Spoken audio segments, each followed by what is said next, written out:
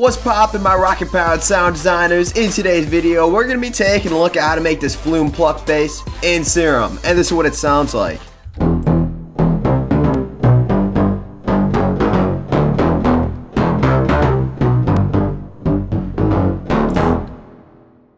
Pretty cool, right?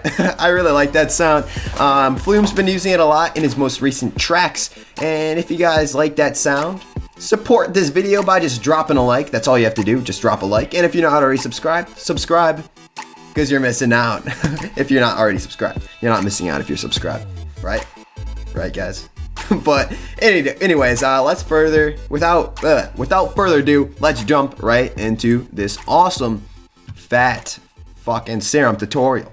So first things first, we're going to be using a 3 oscillator setup. We're going to be utilizing the sub, the Oscillator A, and the Oscillator B.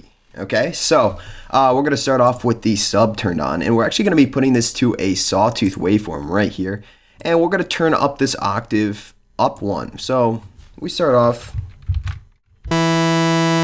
Oscillator A is turned on, but we'll turn that off for a sec. Okay, time to turn on Oscillator A. And Oscillator A is going to be our bass for the sound. Not necessarily, I don't mean bass as in B-A-S-S, I mean bass as in B-A-S-E. So this is kind of like the foundation of the sound. We're going to be turning up the unison up 16, so we have 16 voices in this sound. Oh, wow. So right now, when we turn up that 16, we have 16 copies of this waveform playing all at different times. Well, no, they're all playing at the same time. They're all starting at different points within this waveform, I mean. I'm sorry, my bad. They're all playing at the same time. But we're going to be turning down this detune. Really focusing it down here to just about 0.1 here. 0.01, I mean. My bad. Now what we're going to do is we're going to start our modulation process. Guys, we're going to turn on our sync and until we get a cool tone like that. And believe it or not, we're actually going to be modulating that backwards. So LFO1 is going to be the shape of the sound. Think about the sound. It's a pluck formation, so which is really just a downwards ramp. And we're going to be putting this on trigger actually we'll put it on envelope. That way we can turn on a little release and the notes aren't going to repeat themselves. We'll leave it on 1/4.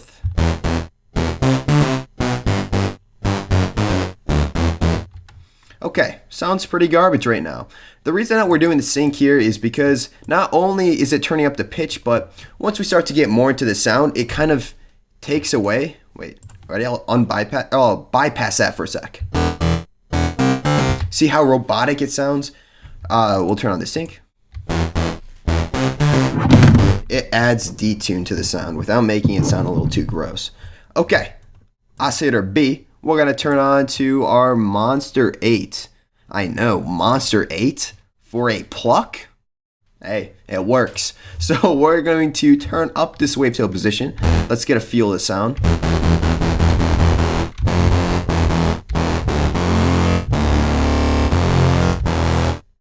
Okay, you can't really hear it too well right now, but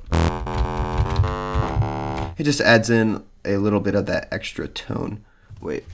Oh, Monster 9. I'm sorry. I have my notes down here. I thought it was an 8, not a 9. I'm silly sometimes.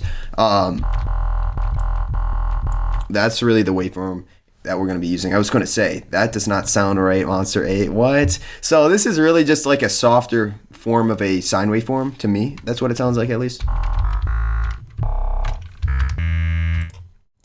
Alright, so that's going to bring us straight into our low pass filter. We can actually just not even change the filter. We're going to leave it on a low 12. And what we're going to be doing is we're going to be dropping the cutoff all the way down to 8 Hertz. You're probably like, okay, why does the sound so gross? We got to turn on the filter for Oscillator B and the sub. And we're going to turn on LFO1 onto the cutoff.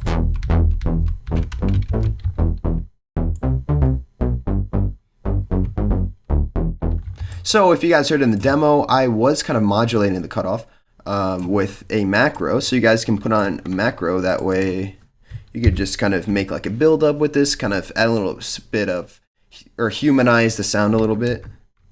Low pass. Actually, we'll make this cutoff.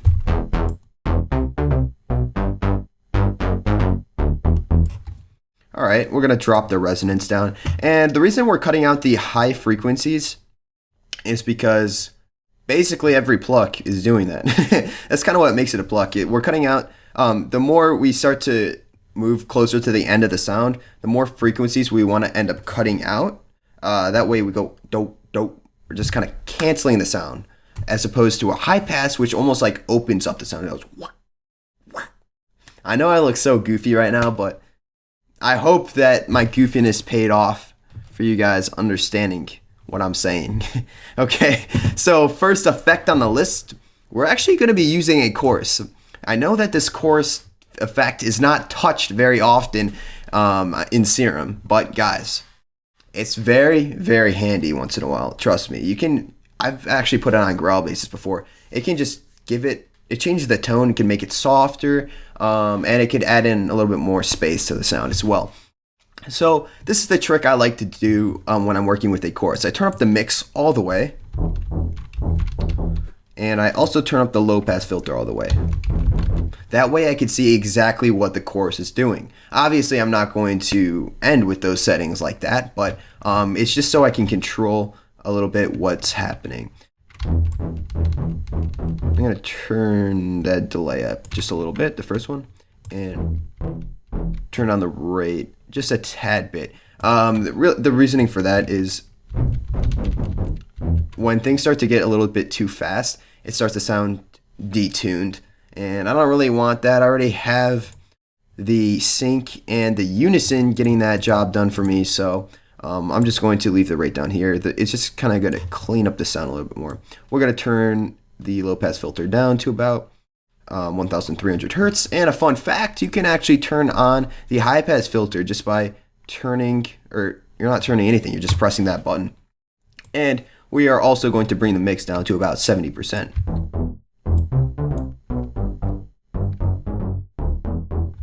Now I'm going to turn off the mix, or turn off the filter, I'm sorry.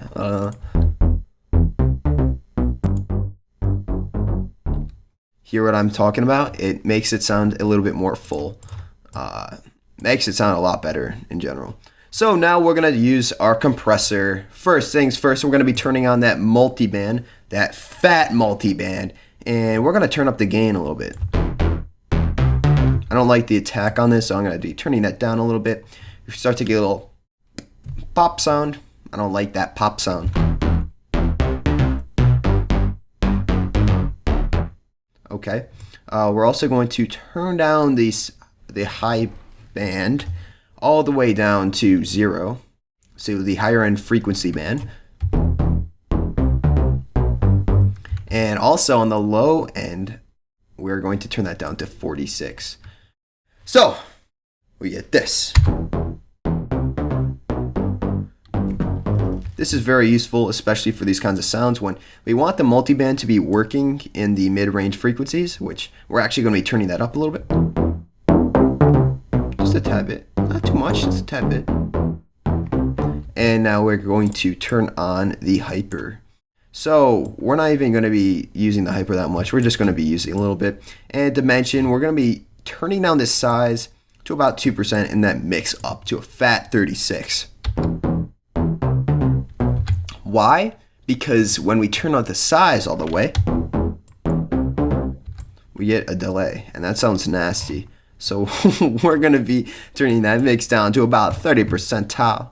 And the EQ, all we're going to be doing here, the sound, even though we turned up that, or we turned the high band all the way down to 0, we cut out a lot of the high end in the sound, which we kind of need a little bit, but we want to be able to control where those frequencies are going to emerge. So we're just going to boost a little bit on and select, turn on our Q factor here and turn the frequency to about 4,066 hertz. And finally, we'll finish off the sound with a little bit of reverb.